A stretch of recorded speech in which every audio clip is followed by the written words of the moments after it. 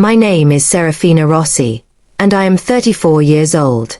Tonight, at my parents' 40th wedding anniversary party, my father held up a takeout box from the city's most exclusive restaurant and proudly declared, "Now this is real food, made by a real chef." He had no idea he was talking about me.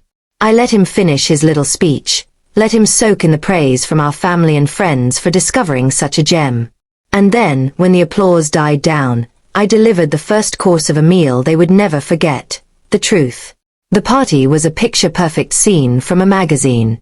Held in the sprawling backyard of their pristine suburban home, white tents were strung with fairy lights, and a string quartet played softly near the rose garden. My parents, David and Marie Rossi, floated through the crowd, accepting congratulations. My older sister, Isabella, a high-powered corporate lawyer, stood by their side, the very image of the successful daughter they always wanted. I, on the other hand, was the disappointment, the one who had traded a respectable career for the heat and chaos of a kitchen. As is tradition, I had spent 2 days preparing a special dish for the party, a delicate, savory tart with wild mushrooms and goat cheese, a recipe passed down from my grandmother. I placed it on the buffet table with a hopeful heart. But an hour later, it sat there, almost untouched. I watched my own mother steer guests away from it. "Oh, save room for the real dessert," she'd say with a tight smile. Then came the final insult, delivered by my father for the whole party to hear. "Sarah, honey," he said, gesturing to my lonely tart. "We appreciate the effort, but no one really likes the food you cook. What would you do if your passion, the one thing you pour your entire soul into, was dismissed so cruelly by your own family?" My love for cooking wasn't a hobby. It was the very core of who I was. It was the only connection I had left to my nana, who had taught me that food was love made visible. After she passed, my parents saw my culinary school dreams as a childish fantasy. "It's not a real career, Sarah," they'd said. "You'll never be successful." Their words were a constant, simmering reminder that in their eyes, I would always fall short. But they didn't know my secret. For the past 5 years, while they thought I was struggling as a small-time caterer, I had been living a double life. Online, I was known only as Nana, the city's most powerful and completely anonymous food critic. My blog, Nana Knows, had become the undisputed kingmaker in the culinary world. A single glowing review from me could turn a tiny bistro into an overnight sensation. A negative one could shut down a restaurant for good. I had the power to build empires and to tear them down, all from my laptop. And I had used that power. I had built an empire of my own. With the money and influence from my blog, I secretly designed and opened my dream restaurant 6 months ago. I called it Aria's Table. I built it on a foundation of anonymity, knowing my family would never set foot inside if they knew it was mine. And the irony was so sweet it could make your teeth ache. They absolutely loved it. They had been bragging for months about this incredible new restaurant they had discovered, the one with a 6-month waiting list for a reservation. So, back at the party, as my father held up the beautifully packaged leftovers from Aria's Table, he was unknowingly praising my work. "The chef is a true genius," he declared.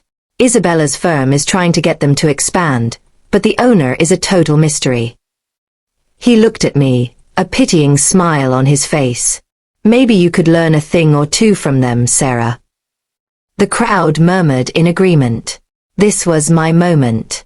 The moment I had been replaying in my mind for 6 long months.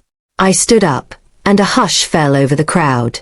"You're right, Dad," I said, my voice clear and calm. "The owner is a mystery." I walked over to him and took the takeout box from his stunned hands. "And the chef is a genius." I looked him directly in the eye. "I know because that chef is me. I own Aria's Table." A collective gasp rippled through the party guests. My parents' smiles froze and then shattered. Isabella's jaw dropped. They stared at me as if I had just announced I was from Mars. They thought owning the restaurant was my only secret. They thought the humiliation of being proven so spectacularly wrong was the end of it. But they had no idea about the real power I held, the power of Nana Knows. The story of how I built my secret empire and how I'm about to use it to completely dismantle their world is just getting started. If you want to see this ultimate revenge unfold, make sure you're subscribed and have your notifications on. And please, let me know in the comments where you're watching from. As my parents stood there, speechless and horrified, I delivered the final, devastating blow of the evening. I looked at my sister Isabella, whose perfect world was about to come crashing down. Tomorrow morning, I said, my voice dropping to a cold whisper, Nana is posting a new review. A review of the flagship restaurant owned by your firm's biggest client. And I promise you, it is not going to be a good one. The cheerful party music died out as a wave of shocked whispers rippled through the guests. My sister Isabella stared at me, her perfect, lawyerly composure shattering like a dropped plate. Her face went from pale to a deep, blotchy red. You wouldn't dare, she hissed, her voice a low, trembling whisper that was somehow more frightening than a scream. You are bluffing. Nana is a myth. You're nobody. She was trying to regain control, to cut me back down to the size she was comfortable with.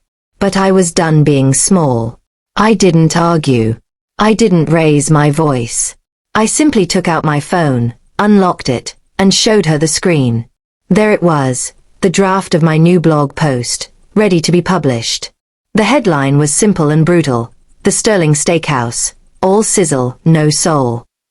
I had pictures. I had receipts. I had quotes from former employees. The post was scheduled to go live at 8 o'clock the next morning. It was not a bluff. It was a promise. Her face went completely white as she realized the cannon she had helped build was now pointed directly at her career. My parents, seeing the very real panic in their favored daughter's eyes, rushed to her side like loyal soldiers. Serafina, this has gone too far. My father boomed, his voice full of manufactured outrage. To publicly praise your own restaurant is one thing, but to threaten your sister's career out of spite? This is cruel and vindictive. My mother joined in, her voice dripping with disappointment. Your grandmother would be so ashamed of you right now, using your talent as a weapon. They were painting me as the villain, completely ignoring the fact that they were the ones who had handed me the sword in the first place. Their words sent me spiraling back in time. I was 22, clutching an acceptance letter from the most famous culinary school in the country. It was the happiest moment of my life. I remember asking my parents for help with the first year's tuition, my heart full of hope. It wasn't the whole amount, just enough to help me get on my feet.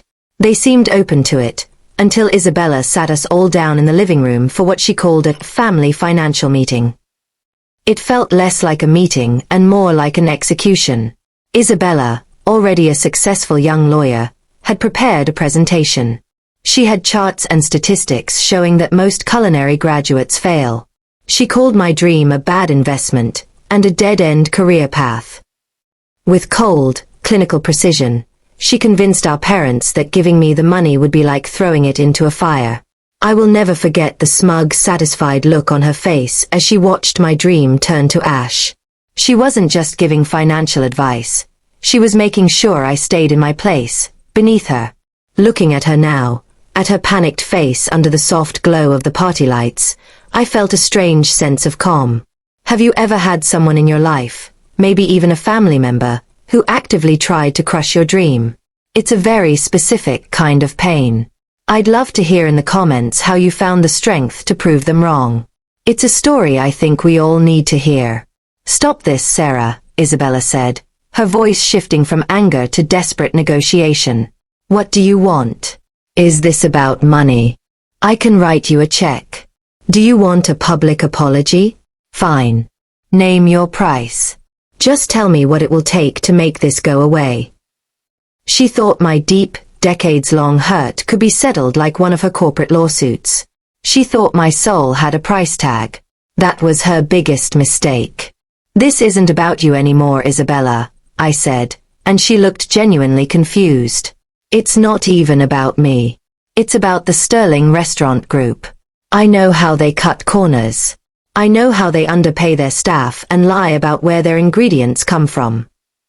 Suddenly, This was bigger than just our family drama. This was about the integrity of the food, the very thing my nana had taught me to revere. This wasn't just revenge. It was a reckoning. And I had a secret weapon they knew nothing about. I continued, "Don't worry, my review is perfectly legal. Every single claim is backed up with proof. I have a very good source, after all." A new wave of panic washed over Isabella's face. A source. Someone on the inside who is just as tired of the lies as I am. Who could it be? A disgruntled chef? A fired manager? They would never guess the truth. The walls were closing in, and they had no idea who was pushing them. I decided I had caused enough of a scene for one night. I turned to leave, my work here done. "Good night," I said to the stunned crowd. As I walked away, my mother made one last, desperate plea, her voice cracking. "Don't do this, Serafina. You don't understand what you're getting into," she cried out. "That restaurant group, their owner. Your father has a history with that man. You are starting a war you know nothing about." I drove home from the party in a daze, my mother's panicked words echoing in my head. "Your father has a history with that man. You are starting a war. What war? What history?" My father, David Rossi, was a simple accountant. He spent his life in a grey cubicle, balancing spreadsheets and valuing safety above all else. The idea of him having a dramatic history with a powerful CEO was like imagining a house cat picking a fight with a tiger. It just didn't make any sense. Or maybe, the man I thought was a simple house cat had once had claws. Sitting in my small apartment, the city lights twinkling outside my window, I tried to piece it together. My father had always been a bitter man, especially when it came to my dreams. He called my passion for cooking a risky gamble and a fantasy. I always thought it was because he was boring and unimaginative. But what if it wasn't? What if his fear of risk wasn't born from caution, but from the ashes of a spectacular failure he had buried long ago? The questions piled up, each one a new, unsettling shadow in the image of the father I thought I knew. I opened my laptop. The Nana Knows blog dashboard glowed in the darkroom, my scathing review of the Sterling Steakhouse waiting with a single click. For a moment, I hesitated. My mother's warning had shaken me. Was I walking into a trap I didn't understand? But then I thought of my Nana's hands, covered in flour. I thought of her voice, telling me that truth was the most important ingredient of all. This review wasn't just about my sister or my parents. It was about exposing lies. And my Nana had never backed down from a fight. I remember my first truly negative review. It was for a small local restaurant that was secretly using frozen ingredients and charging gourmet prices. I was terrified to post it. I was a nobody, and the owner was a well-liked man in the community. I called my Nana, my voice shaking. She listened patiently and then said, "The truth is a light, Serafina. Some people don't like it because they have grown comfortable in the dark. But you must always have the courage to turn on the light." Her words gave me the strength then, and they gave me the strength now. I clicked, publish. The review was live. The war had officially begun. But my mother's warning still echoed in my mind. I had to know who I was fighting. I knew the company was the Sterling Restaurant Group, but who was the man behind the name? My anonymous source inside the company had given me plenty of dirt on their business practices, but the details about the man at the very top were a well-guarded secret. This was a piece of the puzzle I had to find for myself. I started digging, using the research skills I had honed as a critic to peel back the layers of the Sterling Empire. I searched for the name of the CEO. Marcus Sterling. The internet painted a picture of a ruthless, brilliant businessman who had built his empire from a single steakhouse 25 years ago. He was notorious for his aggressive takeovers and for crushing his competition. I read article after article, going further and further back in time, until I found it. An old, forgotten business journal article from the very beginning. The article was about the founding of the very first Sterling Steakhouse. It spoke of two young, ambitious partners with a shared dream. One was a brilliant chef with the recipes and the vision. The other was the charismatic businessman who handled the money.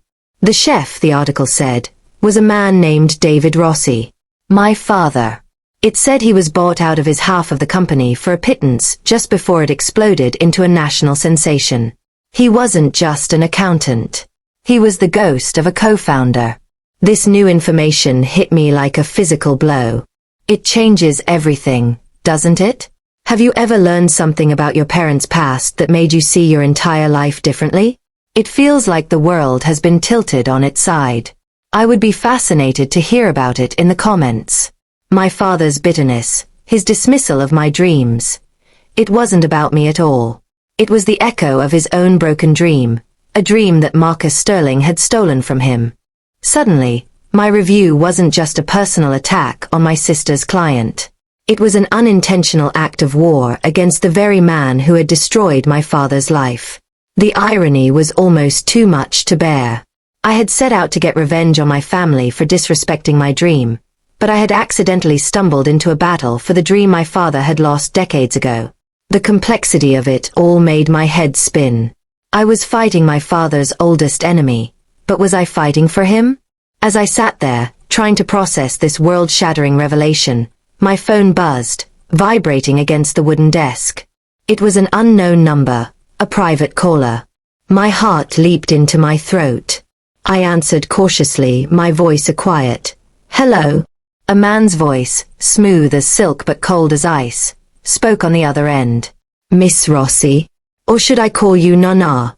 he said, a hint of amusement in his tone. "My name is Marcus Sterling. Your review was quite impactful. It seems you and I have a lot to talk about, especially when it comes to your father." The voice on the phone was smooth, calm, and utterly terrifying. Marcus Sterling. The ghost from my father's past, the architect of his failure, was speaking to me as if we were old friends. My heart was pounding so hard I was sure he could hear it. I expected him to scream, to threaten me, to demand I take down the review. But he didn't. Instead, he chuckled, a low, chilling sound. "That was quite a performance, Nana," he said. "Your review was brilliantly destructive. You have your father's talent, but it seems you have a killer instinct he always lacked." He wasn't angry, he was amused. This was so much worse. Anger is a fire that burns out, but amusement is the cold, calculated emotion of a predator playing with its food. "I'm not interested in your review," he continued, his voice dangerously soft. "I'm interested in you. It seems you and I have a common interest. Your father, David. So, I propose a meeting. You and I. Face to face. Tomorrow at noon." A meeting? He wanted to meet me? My mind screamed. It's a trap. He wanted to see his new enemy up close, to find my weakness. This is the kind of choice you only see in movies, right? The hero has to decide whether to walk into the villain's lair. A huge part of me wanted to say no, to hang up the phone and hide. But another part, the part that had my Nana's courage, knew this was a chance I couldn't pass up. What would you do? Would you agree to meet your family's biggest enemy, alone? Or would you decide it's too dangerous? Let me know your gut feeling in the comments. I took a deep breath, forcing my voice to be steady. "Fine," I said. "But not on your territory. My restaurant. Area's table. Tomorrow at noon. And we will be in the main dining room, where everyone can see us." If I was going to walk into the lion's den, I would do it in a den I had built myself. I heard him chuckle again on the other end of the line. "Bold," he said. "I'll be there." And then he hung up, leaving me in a deafening, terrifying silence. The phone call left me shaken, and my mind immediately went back to my father. I remember being about 10 years old. He came home from his accounting job late one night, his face pale and his shoulders slumped.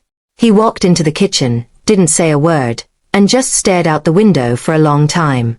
My mother tried to ask him what was wrong, and he just shook his head and muttered, "The sharks always win. They take everything in the end." I didn't understand it then. I thought he had just had a bad day at work. But now I understood. The sharks weren't his bosses at some boring accounting firm. The shark was Marcus Sterling. My father hadn't just had a bad day. He had been living a bad life, haunted every single day by the ghost of the man who had stolen his dream. His bitterness wasn't just a part of his personality. It was a deep, festering wound that had never been allowed to heal. My anger towards my father was now tangled up with a strange, painful kind of pity. But Marcus Sterling had left me with one final poisonous thought before he hung up. "You think I betrayed your father," he'd said, his voice laced with dark amusement. "That's the simple story he's probably told himself for 25 years. But you're a critic, Nonna. You look for the truth. So ask yourself this. Why would a brilliant chef, my partner, suddenly lose all his passion and walk away from a guaranteed fortune? There's a piece of the story you don't have. A secret your father kept from everyone. A new secret. What could be worse than what I already knew?" The call ended, but the war in my mind was just beginning. I couldn't go into that meeting blind. I needed more information. I needed a weapon. I sent a coded text message to my secret source inside the Sterling Group, a person who had been feeding me information for months. "I'm meeting the dragon tomorrow," I wrote. "I need to know what kind of fire he breathes." I spent the rest of the night pacing my small apartment, my mind a whirlwind of fear and strategy. I wasn't just a chef getting revenge on her family anymore. I was a player in a dangerous game that had started before I was even born. The weight of it all, of my family's hidden past and my own uncertain future, felt like it was going to crush me. I felt so completely and utterly alone, a single soldier marching into a battle against an entire army. Just before the sun began to rise, my phone buzzed with a reply from my source. It wasn't a long message. There was no text. It was just a single attachment, a scanned image of a legal document from 25 years ago. It was a non-disclosure agreement, a contract of silence. It was signed by my father, David Rossi. But the document wasn't between my father and Marcus Sterling. The other signature, the one agreeing to the terms of the deal that ruined my father's life, belonged to a name that made my world stop. My mother. Marie Rossi. The name on the document screamed up at me from my phone screen. Marie Rossi. My mother. Her familiar, elegant signature was right there, next to my father's, on a 25-year-old contract of silence. My first thought was that it was a fake, a trick. But my source was flawless. This was real. My mother, the quiet, gentle woman who always preached about honesty, the woman who played the part of the supportive wife, had been a secret player in my father's downfall all along. The betrayal was so profound, so complete, it felt like the floor had fallen away beneath me. I looked closer at the scanned document, my mind struggling to understand. It was a non-disclosure agreement, ironclad and brutal. It stated that in exchange for a one-time payment, both David and Marie Rossi agreed to never speak of the buyout, never claim ownership of the original recipes, and never again work in the high-end restaurant industry. My father hadn't just been bought out. He had been legally gagged and professionally executed. And my mother had held the pen right alongside his executioner. My entire childhood was instantly reframed, cast in the light of this new, terrible truth. All those years my mother had said, "Don't upset your father." I thought she was protecting his fragile ego. But she was protecting a fragile secret. Her tight control over the family finances, which I'd seen as sensible, was actually a way to ensure my father never had the capital to rise again. Her constant pushing for me and my sister to pursue safe careers wasn't just parental concern. It was the act of a co-conspirator terrified of anyone in her family getting close to the world that had almost destroyed them.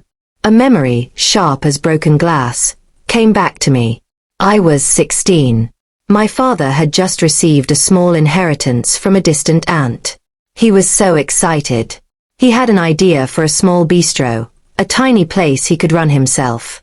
It was the only time I had ever seen a spark of his old dream. But my mother had calmly and systematically shut it down. She'd made spreadsheets, talked about risk, and convinced him it was a foolish dream. I had admired her logic then. Now, I saw it for what it was. Sabotage. This is the kind of betrayal that rewrites your entire life. It makes you question everything. But a small part of me wondered, what if she did it for a reason? What if she was trying to protect us from something even worse? Can a betrayal ever be an act of love? I'm genuinely asking you all to weigh in on this in the comments, because my heart and my head are at war with each other. The thought of my meeting with Marcus Sterling now filled me with a cold dread. This wasn't just a meeting with my family's enemy anymore. It was a meeting with the only other living witness to my mother's secret. He didn't just hold the answers to my father's past. He held the key to my mother's as well. The stakes had been raised to a level I could barely comprehend. My simple act of revenge had accidentally unearthed the true rotten foundation of my entire family. Morning came, and with it, the day of the meeting. I went to my restaurant, Aria's table, before anyone else. The quiet calm of the kitchen was my only sanctuary. The familiar weight of a chef's knife in my hand, the rhythmic chopping of vegetables, the smell of fresh herbs. This was my world, the one thing that was real and true. I had built this place with my own two hands, on my own terms.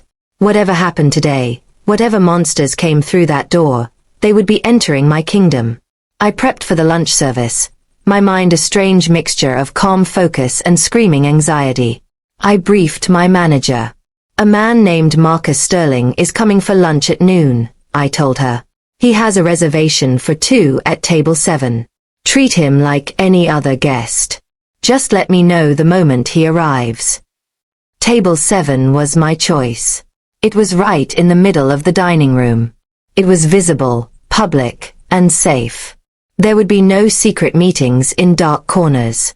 This would happen in the light. At 5 minutes to noon, the restaurant was buzzing, full of the happy sounds of conversation and clinking glasses. Then, the energy shifted. The front door opened, and he walked in. It was him. Marcus Sterling. He was older than in the pictures, with perfectly styled silver hair and a suit that was worth more than my car. He radiated a kind of power and charisma that sucked all the air out of the room. He was every inch the shark my father had described. He scanned the room, and his cold blue eyes found mine. He walked directly to my table, ignoring the hostess who rushed to greet him. He sat down, placing his hands on the table, a predatory smile playing on his lips. He didn't say hello. He didn't introduce himself. He just leaned forward, his eyes locked on mine, and started the conversation with a question designed to detonate my entire world. "So," he said, his voice a low, confidential whisper. "Tell me, did your mother ever mention what she bought with the extra money I gave her?" I stared at Marcus Sterling, my mind a blank slate of shock. "Extra money?" I repeated, my voice barely a whisper. The legal document I had seen was one thing, but a secret, under-the-table payment to my mother? It was a layer of deception I was not prepared for. Marcus leaned back in his chair, a look of deep satisfaction on his face. He was enjoying this, watching the carefully constructed walls of my world crumble, brick by brick. He had come here not just to confront me, but to detonate a bomb in the very center of my life. "Let me tell you the real story," he began, his voice smooth and convincing. "The story your father was too proud to tell you, and your mother was too scared to. 25 years ago, David Rossi was the most talented chef I had ever met. But he was a terrible businessman. He was a gambler, Sarah. He would risk everything on a bad hand, and I was the one who kept having to bail him out. He painted a picture of my father not as a victim, but as a reckless fool, and himself as the patient partner trying to save their dream. The buyout wasn't my idea," Marcus continued, his eyes full of fake sincerity. "It was your mother's." According to him, my mother, Marie, had come to him in secret, terrified that my father's gambling debts were about to destroy their family. She had begged him to buy David out, to give them a clean slate. The non-disclosure agreement was her idea, he said. She wanted to legally chain him to a desk, to make sure he could never risk the family's future on another one of his dreams again. He leaned forward, his voice dropping to a confidential whisper as he answered his own question. "So, what did she buy with that extra money I gave her?" The money to guarantee her silence and her help. He smiled a cold, thin smile. She bought your childhood home. The down payment for your perfect, safe, suburban life was the price of your father's dream.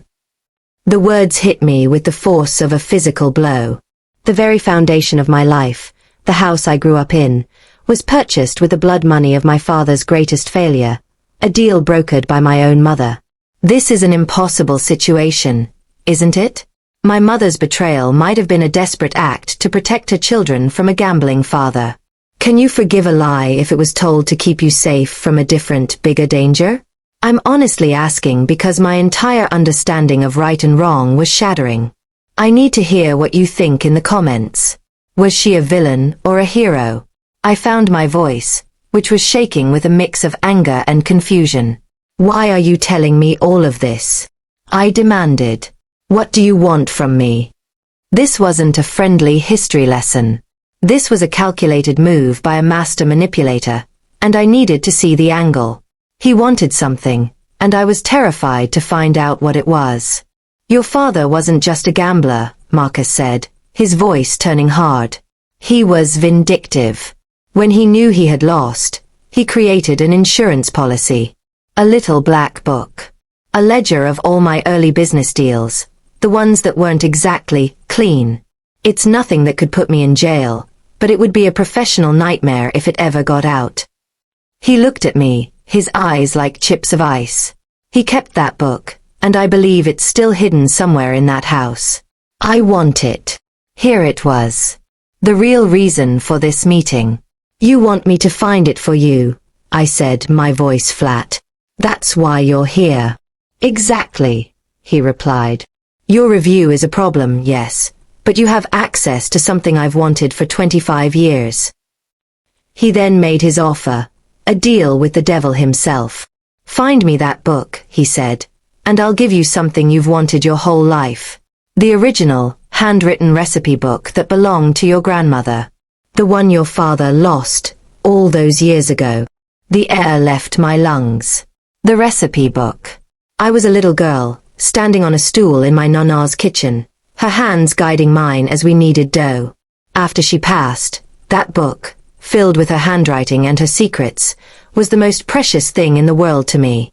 I remember my father, in a fit of bitter rage one day, throwing out a box of her old things.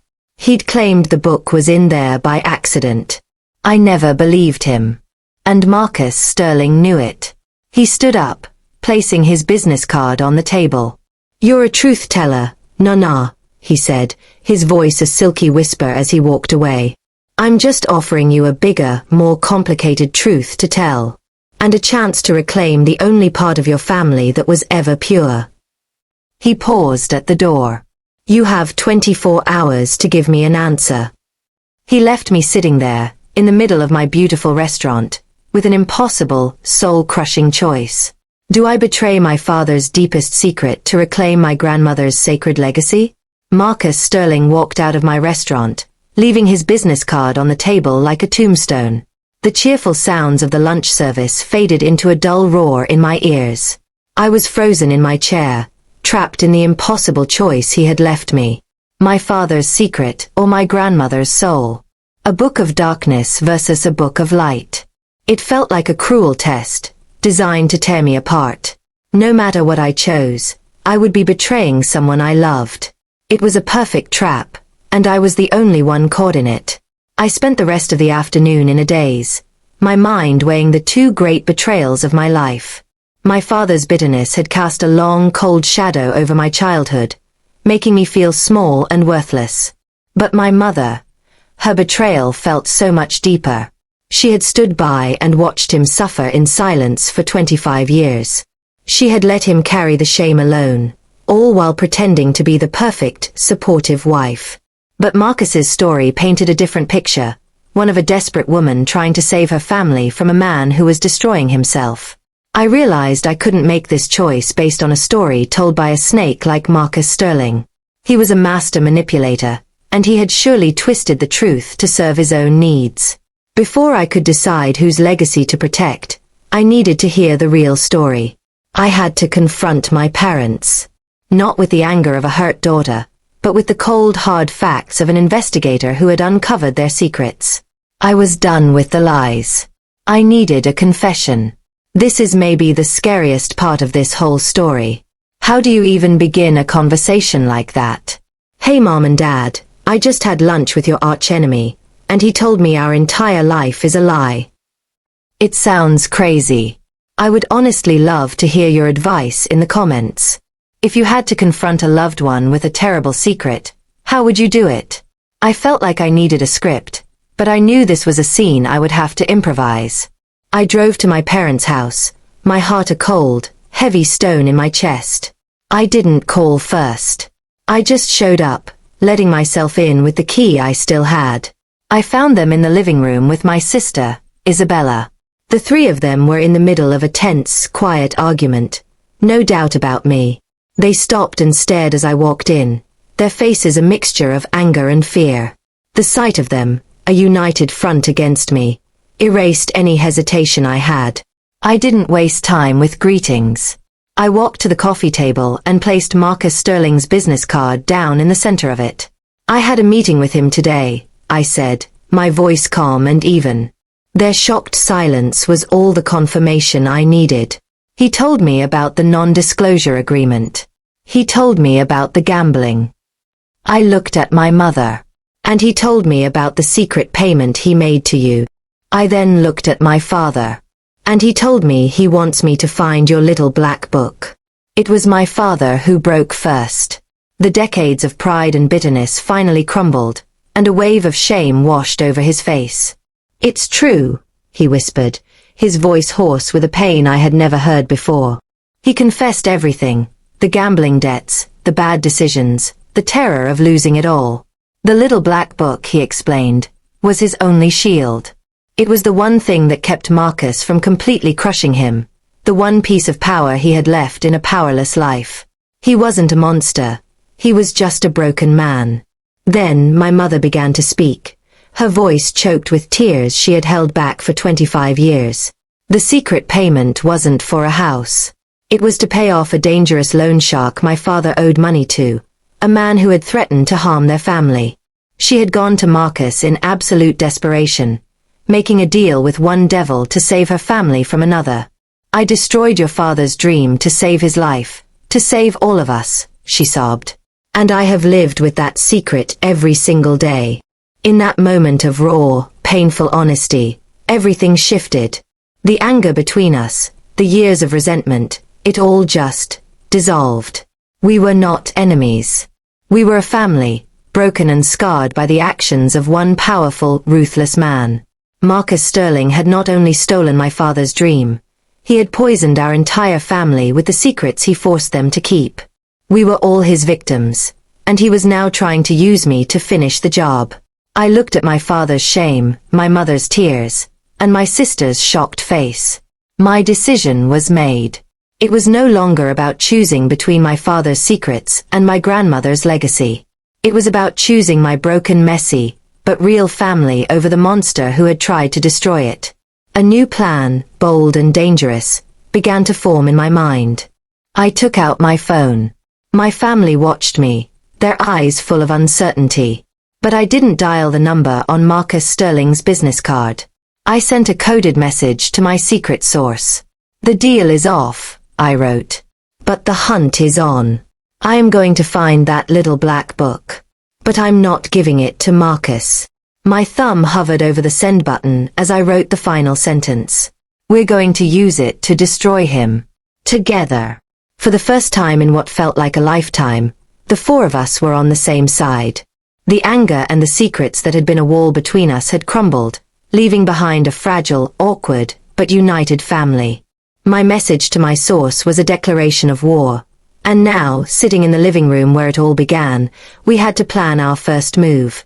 Isabella, my lawyer sister, immediately started talking about legal strategies and how to use the information. My mother was just relieved, her face full of a sad, quiet hope. The weight of her 25-year-old secret had finally been lifted. But it all came down to one simple question. I turned to my father, the man at the center of this storm. Dad, I asked, my voice soft. Where is it? Where is the little black book? A look of deep, painful frustration crossed his face. That's the problem, he said, his voice raspy with regret. I don't know. He explained that about 20 years ago, after a close call where he thought Marcus had found him, he had hidden it in a panic. He'd wanted a place so secret, so clever, that no one, not even himself, could easily find it. And he had succeeded too well. So, our mission was clear. We had to find a small black ledger, hidden somewhere in this house 2 decades ago by a man in a state of pure terror. It was a treasure hunt, but instead of gold, we were looking for dynamite. The house that had been the stage for our family's drama now became our headquarters, our last hope. We had to tear it apart, from the dusty attic to the dark basement, and search every box, every drawer, every forgotten corner for the one piece of evidence that could give us our lives back. This is a real challenge, right? It feels almost impossible. If you had to hide something incredibly important in your own house, something you never wanted to be found, where would you put it? I want you to give me your most creative, clever, and ingenious hiding spots in the comments below. We need all the help we can get, because we are running out of ideas and running out of time. We started in the attic, a hot, dusty room filled with the ghosts of our childhoods. As Isabella and I sorted through old photo albums and boxes of forgotten toys, we found a moment of peace. I'm sorry, Sarah, she said quietly, her voice full of a sincerity I had never heard from her before. About culinary school. About everything. I was just jealous. You had a passion, a real dream. I just had a plan. It was a small crack of light in a very dark room, a tiny step toward healing the wounds we had both created. Just as we were sharing this fragile moment, my phone buzzed. It was a reply from my secret source. My heart leaped. The message was short and chilling. Good, it read. I was hoping you'd say that. But you need to be careful. You're not the only one Marcus wants on the inside. He has another source in your world, someone you know. Trust no one. Another source? Who? The feeling of unity I had just felt was now tainted with a new seed of paranoia. The enemy wasn't just outside the walls. He might be inside them, too. I went downstairs and told my father about the message. A look of dawning horror crossed his face. The break-in, he whispered. He reminded us of a strange robbery they'd had about 10 years ago. Nothing of value was stolen. Not the TV, not my mother's jewelry. Just a few old boxes from his office were rifled through and left in a mess. At the time, they thought it was just a bizarre, random crime.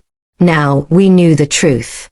It was one of Marcus's teams, professionally searching for the book. The danger was not new.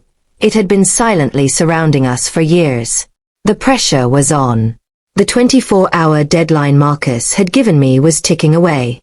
If I didn't call him with an answer soon, he would know I had defied him. And a man like Marcus Sterling would not take defiance lightly. Our search became more and more frantic. We tore through closets, checked behind bookshelves, looked in every possible place we could think of. But we found nothing. As the sun began to set, casting long shadows through the house, our hope began to fade. The book was truly lost. Defeated, I collapsed at the kitchen table, my head in my hands. It was over. We had failed. My eyes drifted across the familiar room, the heart of our home, and landed on my grandmother's old wooden recipe box sitting on the counter. I thought of her quiet wisdom and her love for this kitchen. And I remembered something she used to say all the time. The most important secrets, my dear, are always hidden in plain sight. My heart began to beat a little faster. I walked over to the box and lifted the lid. It was filled with her old flour-dusted recipe cards, her beautiful handwriting detailing the secrets to lasagna and meatballs. I thumbed through them, a wave of nostalgia washing over me. And then I saw it. A single recipe card that was different from the rest. In my grandmother's handwriting, the title read, Recipe for Disaster. The ingredients were listed as 1 bitter man, 1 greedy shark, a pinch of betrayal. The instructions were a riddle. And the final line read, let simmer for 25 years, Then look where the first lie was baked. We all stood around the small kitchen table, the entire history of our broken family condensed into a single, cryptic recipe card. My grandmother's familiar handwriting, usually a source of comfort, now felt like a final, impossible test. Let's simmer for 25 years. Then look where the first lie was baked. What did it mean? It was a riddle wrapped in an enigma, and the clock was ticking. Marcus Sterling's 24-hour deadline was almost up, and our frantic search for the black book had led us to this dead end. The first lie, Isabella said, pacing the kitchen floor. This family has so many. Where would we even start? The lie about the buyout? The lies about the money? My mother, her face pale and drawn, just shook her head.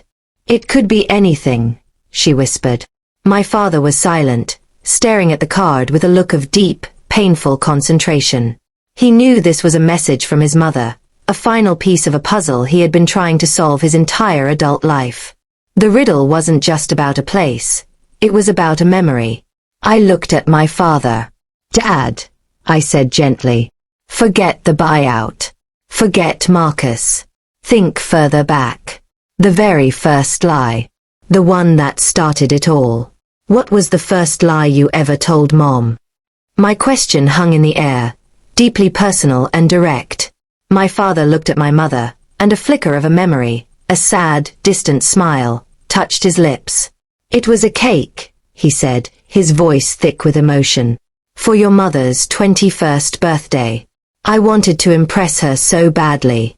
I told her I had spent 2 days baking this incredible, elaborate chocolate cake. A faint memory sparked in my mind. A story I'd heard as a little girl about the most amazing cake he had ever made. But you didn't bake it, did you? I asked softly. He shook his head. No. I was a terrible baker back then. I bought it from a special pastry shop downtown, the old Hillcrest Bakery. It was a silly, harmless lie, but it was the first one. I was trying to be the man I thought she wanted, not the man I was.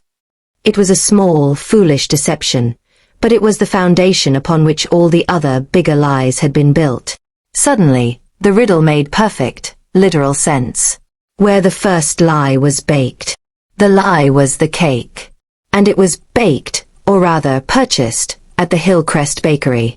The box, my father whispered, his eyes widening in sudden realization. I kept the box. He ran from the kitchen, the rest of us close on his heels. We raced up to the attic, to a dusty corner filled with old boxes of keepsakes. He pulled out a large, flat box, beautifully decorated with the faded logo of a long-gone bakery. It was the beginning of their love story, and the beginning of their lies. Just as my father placed the box on a table, my phone began to ring, a harsh, buzzing sound that made us all jump. It was a blocked number. I knew it was him. My 24 hours were up. I let it ring until it went to voicemail. A second later, a text message appeared on my screen. 5 simple, chilling words. Time's up, Nonna. Make your choice. The threat was no longer a distant possibility. It was here, now. We were out of time. With trembling hands, my father lifted the lid of the old bakery box. We all leaned in, holding our breath. But inside, there was no secret ledger. There was only a single, perfectly preserved dried rose and a yellowed photograph of my parents on their first date. For a heartbreaking second, we all thought we had failed. That the riddle had been a dead end, a final, cruel joke. Was this all for nothing? This is that moment in the story, isn't it? The one where all hope seems lost. My grandmother was a master of puzzles, even from beyond the grave. We were so close, but the final piece was missing. Where would you look next? What clue did we miss? Drop your final theories in the comments, because you are so close to the truth. I looked at the box, then at the pained look on my father's face. My nonna's other lesson echoed in my mind, hidden in plain sight. The secret wasn't in the box. The secret was the box. I ran my fingers along the thick, cardboard bottom. It felt too heavy, too thick. A false bottom, I whispered. I grabbed a small knife from my pocket and carefully slid it under the paper lining. It lifted up easily. And there, nestled in a secret compartment, was a small, black, leather-bound book. A wave of triumphant relief washed over us. We had done it. We had found the weapon. My father took the book, his hands shaking, and opened it. It was real. Page after page of his own handwriting, detailing the shady deals and secret accounts that could bring Marcus Sterling's empire crashing to the ground. But as he flipped to the very last page, he stopped. This isn't my writing, he said, confused. I looked over his shoulder. The last entry was written in my grandmother's elegant script. It was dated just 1 month before she passed away. It read, "My final ingredient is in place. He knows the plan. He will know when the time is right to help her." We stared at the last page of the little black book, at my grandmother's final cryptic message. My final ingredient is in place. He knows the plan. Who was he? Who was this secret soldier my grandmother had enlisted in a war she knew she would not live to see the end of? She had been playing a game of chess that was so much bigger and longer than any of us had ever imagined. We held the weapon that could destroy Marcus Sterling, but my nana's last words told us there was still one more piece of the puzzle we didn't have. Before we could even begin to guess who this mystery person was, my sister Isabella's phone buzzed violently on the table. Then my mother's. Then mine. It was a news alert from a major financial publication. Marcus Sterling, feeling the pressure and tired of waiting for my answer, had made his move. He had released a public statement accusing the anonymous food critic Nana of attempting to blackmail and extort his company. He was painting me as a criminal, a bitter critic trying to get a payday. He was twisting the narrative, trying to ruin my reputation before I could ruin him. For a moment, the air left the room. We were too late. We had the truth, the little black book, sitting right here on our kitchen table, but he had the media. He was powerful, famous, and believable. I was an anonymous blogger he was painting as a greedy villain. My restaurant, my reputation, my entire life's work, was about to be destroyed by his final vicious lie. It felt like, even with the truth in our hands, the shark was still going to win. This is it, the final battle. The villain makes his last, desperate move, and it feels like all hope is lost. What do you do in a moment like that? When you're so close to the finish line, but the enemy tries to take you down with them. Do you give up, or do you fight back harder than ever? I need all of your strength in the comments right now, because we are not giving up. Just as despair began to set in, my phone rang. It was my secret source. "Now is the time, Sarah," a calm, familiar voice said. "Don't worry about his press release. It's the last gasp of a dying man." I took a shaky breath. "Who is this?" I asked. "Who are you, really?"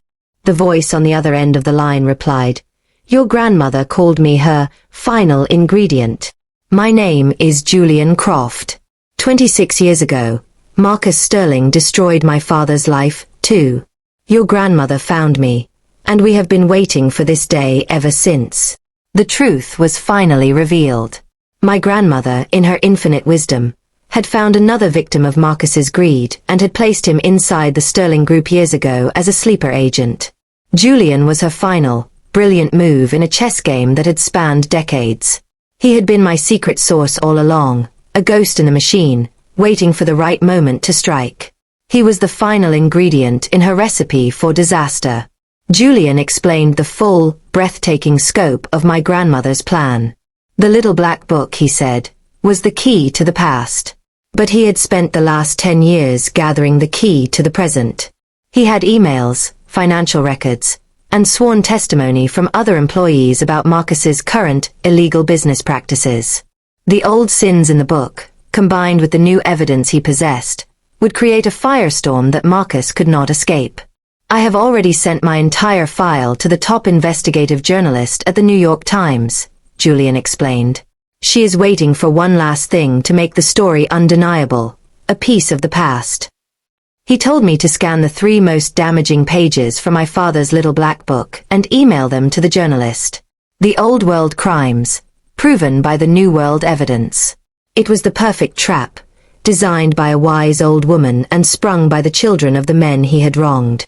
We did it. We scanned the pages and sent the email. That night, the story broke. It was a media explosion. Empire of Lies. CEO Marcus Sterling accused of decades of fraud and corruption. My father's old story, backed by Julian's irrefutable proof, was a cannonball that sank Marcus Sterling's entire empire. His story about me was exposed as a pathetic lie. He was ruined. After 25 years, justice, hot and sweet, had finally been served. A few months have passed. I am standing in the kitchen of Aria's table. The restaurant is more successful than ever, a symbol of truth in the culinary world. But I am not alone. My father stands beside me, a clean white apron tied around his waist, a genuine smile on his face for the first time in my memory. He is rediscovering the dream he lost. At a corner table, my mother and Isabella are laughing, healing. My grandmother's handwritten recipe book, a final gift from Julian, sits on my desk. Our family is still scarred, but we are whole again. My nonna's recipe for disaster turned out to be a recipe for justice, and in the end, a recipe for healing. Thank you for being on this incredible journey with me.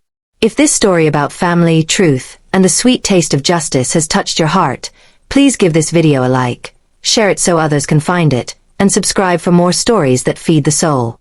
Your support has meant the world. Thank you for watching.